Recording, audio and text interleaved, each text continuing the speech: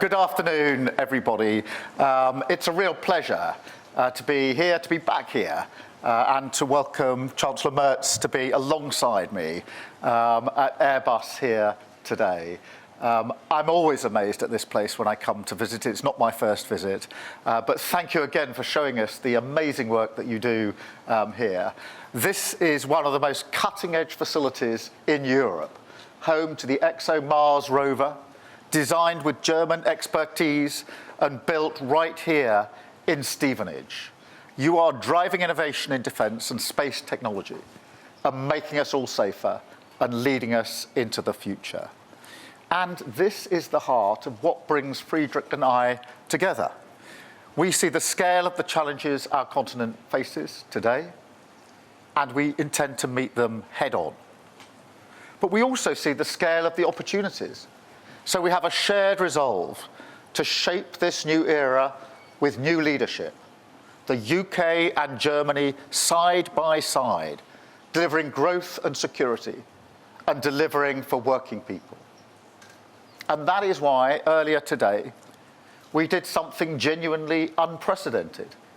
Building on our new agreement with the EU, together we signed the Kensington Treaty, the first ever major bilateral treaty between the United Kingdom and Germany, two great modern European nations. It's an expression of our shared aims and values.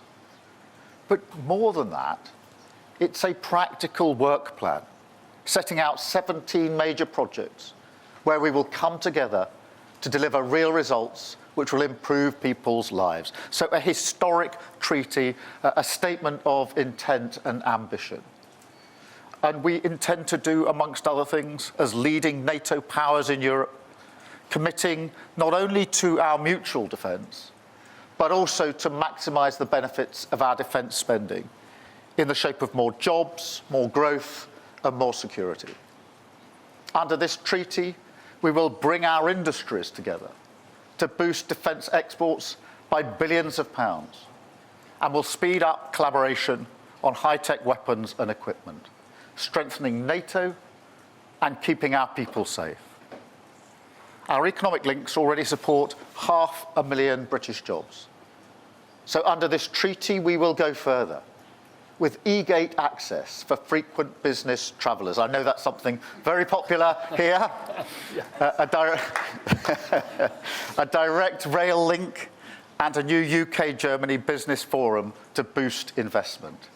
Starting today with new investments in the UK worth over £200 million. We're also deepening collaboration on science and innovation, supporting great jobs like those here at Airbus. And we're delivering new infrastructure projects, including in the North Sea energy, to produce power that is cheaper, greener, and more secure. Crucially, we're also working together on illegal migration.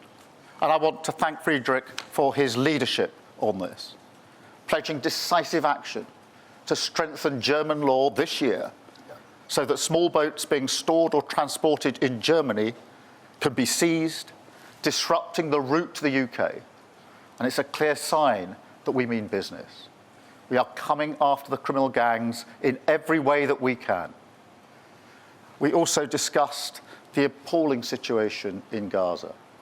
We are both working to support efforts towards a ceasefire and also to demand the immediate unconditional release of the remaining hostages and the immediate unconditional humanitarian access that is so desperately needed to deliver aid at volume and at speed.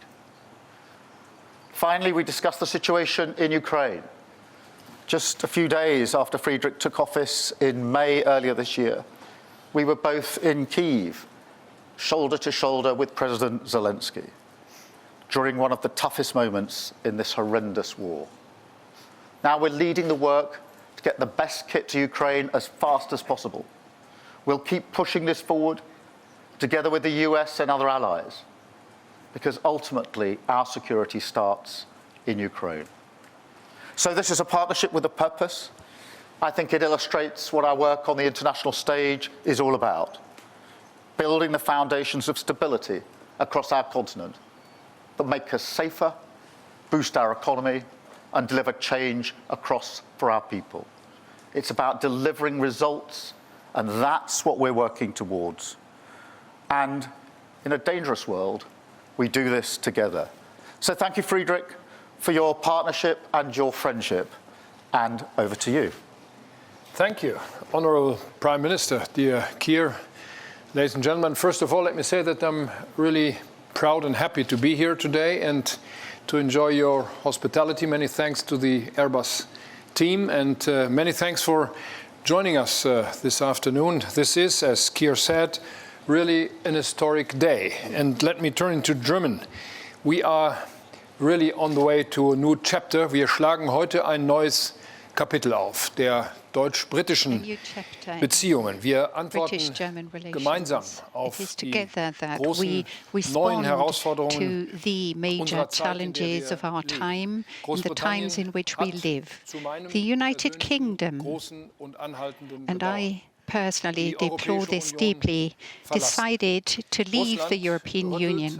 Russia is shaking the European security architecture, and the transatlantic ties are undergoing a far-reaching transformation like we've not seen for a very long time. And it is under these new conditions that it is our aim to secure the freedom, the security and the prosperity of the people of both our countries.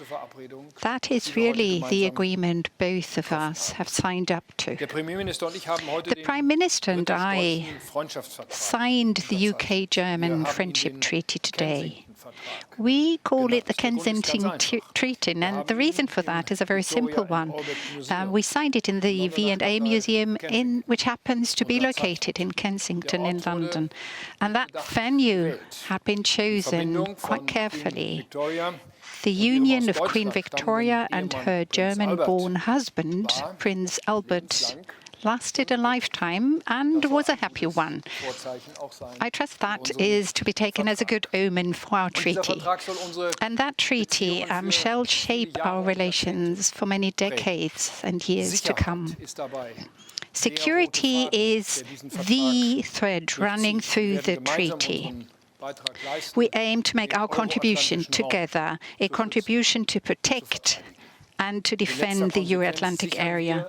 Ultimately, this means that we assure each other that we're going to assist one another in case of an armed attack. And we do this in line with our commitments to NATO. However, I believe that we have to view the treaty in a broader context. Germany is linked with France through the Élysée Treaty, and in 2019, we adapted that treaty and called it the Treaty of Aachen. The United Kingdom and France are linked by the Lancaster House treaties. These agreements are complementary, thus they complement each other, and therefore it is no coincidence that I happen to be here a week after the state visit of the French President, London, Emmanuel Macron, that is. I will host Emmanuel Macron next week in Berlin, and in autumn we will have the Franco-German Council of Ministers in France. I've given those dates because they demonstrate that the E3, Great Britain, France and Germany, are converging in their positions on foreign policy, on security policy, on migration policy, but also on economic policy issues. However, this dynamic is never exclusive in nature. We're always bearing in mind Poland, Italy and the other, also smaller European partners in whatever decision we take. The new treaty is meant to change something out there, and this is why we agreed an action plan with lighthouse projects today.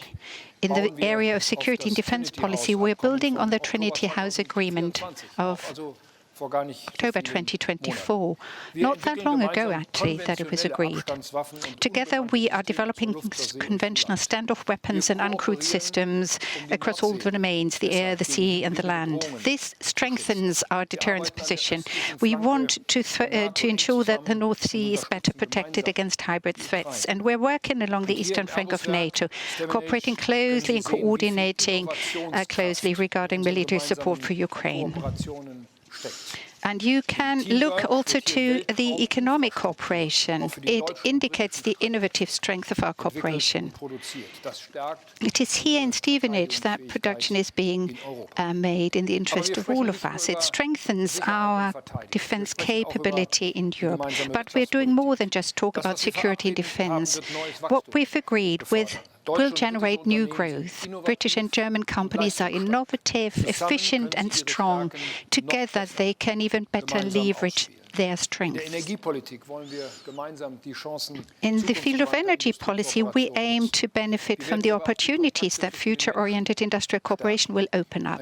And we want to strengthen people-to-people contacts. For me personally, it's been very important, and I say this as I see so many young trainees here next to us. We want to enhance the mobility of children and youth. I believe that it is here that the impact of Brexit has been painfully evident in the past years. And the greater my pleasure that the United Kingdom has accepted to once again introduce the so-called collective list for school travellers that will facilitate the exchange of school classes without a passport or visa. And last but not least, research, technology and innovation. They are on our agenda too. We're providing new impulses, academic partnerships, scientific partnerships, improving our excellence in that area. We want to ensure that there will be more attractive conditions for scientists, academics and students in the future, allowing them to stay in Great Britain. Yes, ladies and gentlemen, today's visit also offered us the opportunity to once again talk about Ukraine. President Trump took a very important initiative on Monday. They expressed their readiness to provide weapons to Ukraine, which will be purchased and paid for by European partners.